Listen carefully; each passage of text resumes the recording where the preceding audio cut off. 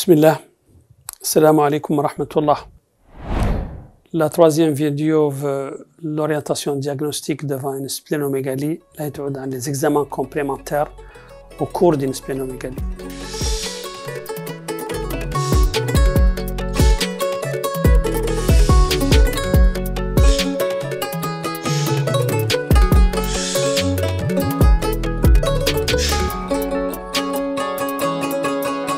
Les examens complémentaires d'une échographie associée à un Doppler.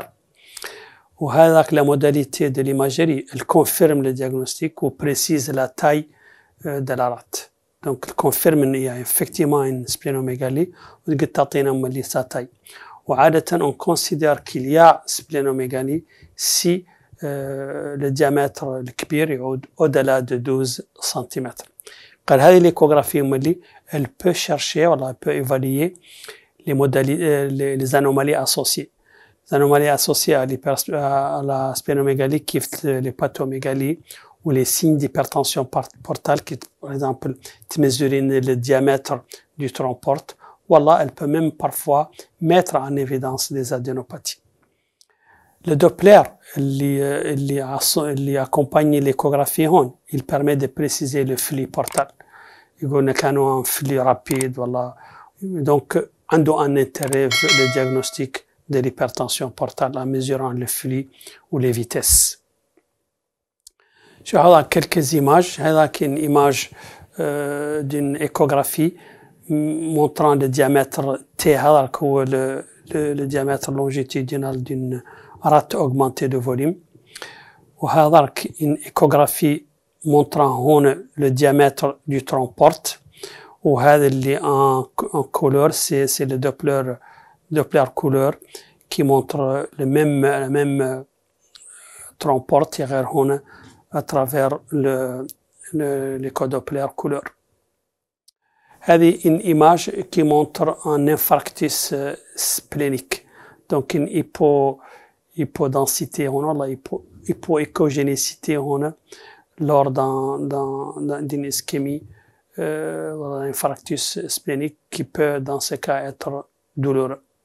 Les autres examens complémentaires, le scanner, il y a la tomodensitométrie qui peut elle aussi confirmer le diagnostic de la splénomégalie. Il y a une valeur plus importante de l'analyse des structures de la rate. Par exemple, la structure de la rate elle-même, sa structure vasculaire ou les organes avoisinants. Le scanner est plus performant pour le diagnostic des adénopathies comparé à l'échographie. Une autre modalité d'imagerie est le TEP scan au 18 fluorodésoxyglucose. Alors qu'une modalité qui a une valeur une appréciation de l'état du métabolisme, de l'activité de la maladie. Comme elle utilise le glucose, donc quand il y a un uptake, une prise de glucose importante dans le traceur, l'activité, la cellule active, le métabolisme. وهذا يمزر measuring la mesure de la fixation normalisée, standardized لأنها uptake value. La suive هذه تعود très élevée les lymphomes اللي عندهم en grade. Il hypermétabolise, donc il utilise beaucoup de glucose, donc le TEP scan et la suivi augmentée.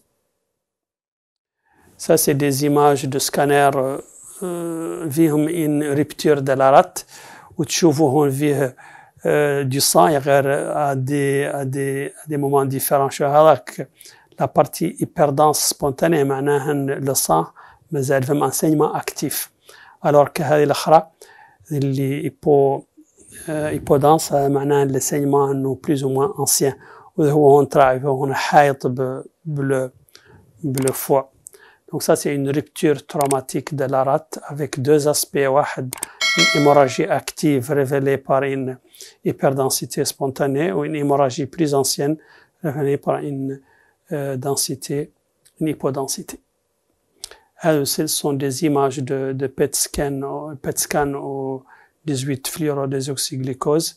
Les sites qui prennent, qui ont un suivi élevé. الدماغ هون وفي la rate ici par exemple وفي les reins وفي la vessie ici وفي le foie. السلام عليكم ورحمة الله.